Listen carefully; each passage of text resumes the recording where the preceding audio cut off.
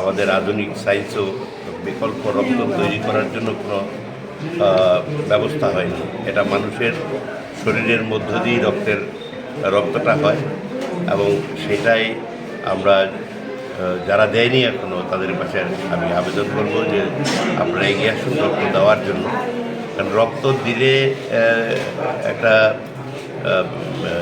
বাইরে একটা প্রচারও আছে যে অসুবিধা হয়, শরীর নষ্ট হয়ে যায় বা অন্য কিছু। এটা এরকম নয়। যেটুকু আমরা জেনেছি বিজ্ঞান থেকে বা ডাক্তারবাবুরা যা বলেন যে রক্ত দিলে আবার সেই রক্ত নিজের শরীরে তৈরি হয় এবং এই রক্ত দেওয়াটা ভালো। তো এটা যেমন আমি রক্ত দিয়ে নিজের শরীরকে দেহকে আমি ঠিক রাখলাম, পাশাপাশি আরেকজন জীবন বাঁচানোর জন্য আমি চেষ্টা করলাম, উপকার করলাম। তো এইভাবেই আমরা মানুষকে বাঁচিয়ে রাখতে গেলে, আমরা বাঁচতে গেলে এবং এই সমাজে থাকতে গেলে আমাদের রক্তের বিশেষ প্রয়োজন।